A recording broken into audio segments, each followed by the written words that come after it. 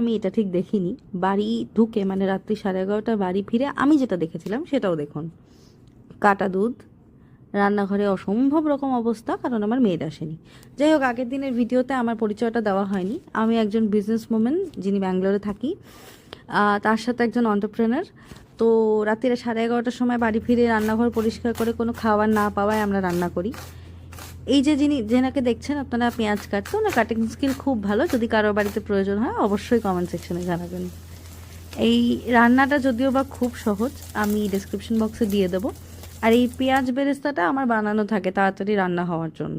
যদি কারোর রেসিপি থাকে অবশ্যই মেনশন করবেন, আমি সেটাও দিয়ে দেবো। যাই হোক, যেটা বলছিলাম, 11:30টায় বাড়িতে ফিরে আমি দেখলাম এই পরিস্থিতি। কিন্তু এর সাথে সাথে আরও একটা জিনিস আমার জীবনে এই মুহূর্তে চলছে। গত 12 বছরের জার্নিতে আমার ব্যবসায়িক সূত্রে কাজকর্ম চলছে, ইভেন কিছু নতুন শুরুও হয়েছে।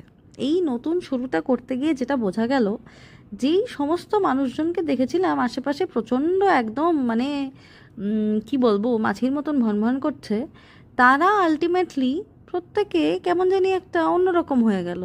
তো বুঝলাম, যদি কিছু নতুন শুরু করতে হয়, ইভেন আপনারাও যদি নতুন কিছু শুরু করতে চান, তো এতটুকু ভেবে নেবেন পেছনে কেউ নেই। আর যদি কেউ পেছনে কাউকে পান তাহলে তাকে আর ছাড়বেন না। তো রান্না তো আমার শেষ, এটা ফাইনাল ধনেপাতা দিয়ে সেটা টাচিং কমপ্লিট। তো এবার খাওয়ার পালা। তো সেদিন রান্নায় আরও কিছু ছিল, আমার মনে হয় বড়ার তরকারি, আমার ঠিক খেয়াল পড়ছে না।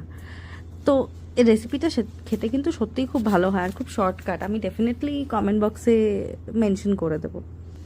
তো রাত্রিবেলা এরপর তো ঘুমোতে যাওয়ার পালা। আর এটা আমার ব্যালকনির বাইরের সাইডটা, যেটা রাত্রিবেলা দেখতে অসম্ভব সুন্দর লাগে।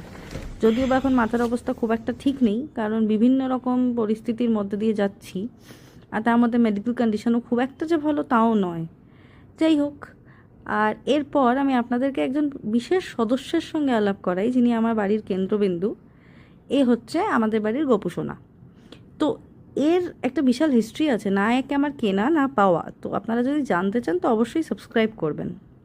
তো ওনাকে ঘুম পাড়িয়ে লাইট অফ করে অ্যাজ ইউজুয়াল আমার রাত্রের হ্যাবিট অনুযায়ী ব্রাশ করা, ডাবল ক্লিনস করা। আমি ইউজুয়ালি ডাবল ক্লিনস করতে ভালোবাসি, কারণ ব্যাঙ্গালোরে ওয়েদার ভালো হলেও বাইরে এত পরিমাণে পলিউশন কিছু বলার নেই। তো এই সমস্ত কিছু করে লাইট টাইট অফ করে শুতে যাওয়ার পালা।